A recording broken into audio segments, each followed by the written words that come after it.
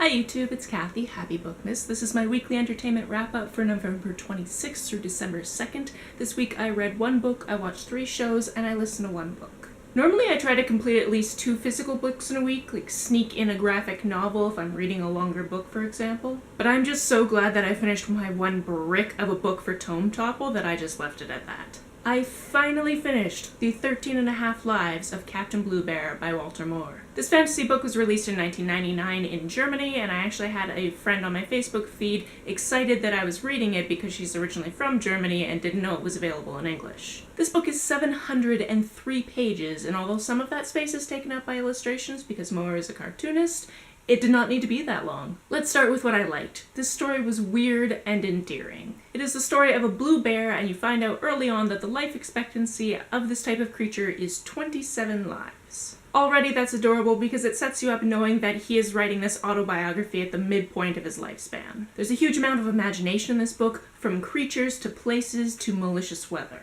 However, as I mentioned, it did not need to be as long as it is. Throughout the book, there are huge information dumps. Bluebear essentially has an encyclopedia downloaded into his brain during one of his lives, which means every time you come across a person, place, or thing that needs explaining, you get an encyclopedia entry. This happens every few pages, and sometimes they're written in such a way where the author is just describing every possible shade of a color. Overall, I'm proud of myself for finishing it, and the story was a lot of fun, but I would have set this down and forgot to finish it if I wasn't reading it for Tome Topple, because the info dumps are just too much. This week, after far too many colds and scheduling mishaps, I finally got to see my best friend, and we finished the 1st season of Riverdale and started the 2nd. I'm excited that the initial murder mystery is over, and as my roommate commented, it would be really funny if the 2nd season was just them doing classic 50s inspired things like the comics. But a couple episodes in, there are possibly already 4 people dead. So Riverdale looks like it's going to be underpopulated by the end of this show.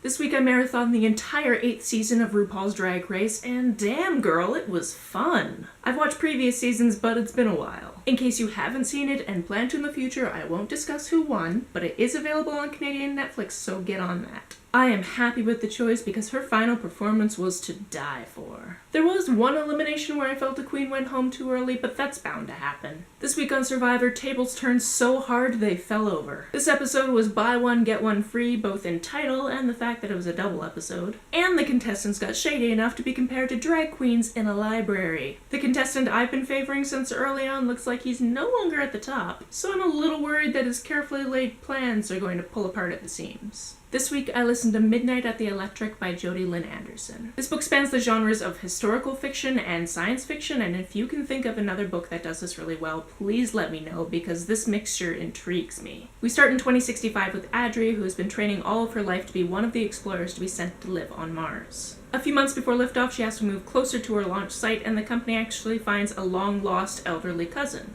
In the cousin's house, she finds a series of letters that spell out a mystery from 1934. I'm a fan of book-within-a-book narratives, and this one takes it a step further, because Adri also finds letters from 1919, and tries to figure out the connection to the mysteries of 1934. All 3 eras have a different protagonist, so the audiobook is narrated by 3 different voice actresses. I learned a lot about dust pneumonia, firstly that it was an actual phenomenon in the 1930s, and why it came to be. I completely adored Lily, Adri's elderly cousin. She was freaking adorable. I loved that there was a tortoise that had illegally lived on that plot of land for over 100 years, and how its lifespan encompassed all 3 of these stories. It was beautifully written, and I highly recommend it. That's it for this week. If you've read, watched, or listened to any of these, let me know about it down in the comments below. On the way down to the comments, if you hit that subscribe button, that would be very nice of you. You can like and share this as you see fit, and I will see you tomorrow for more Bookmas.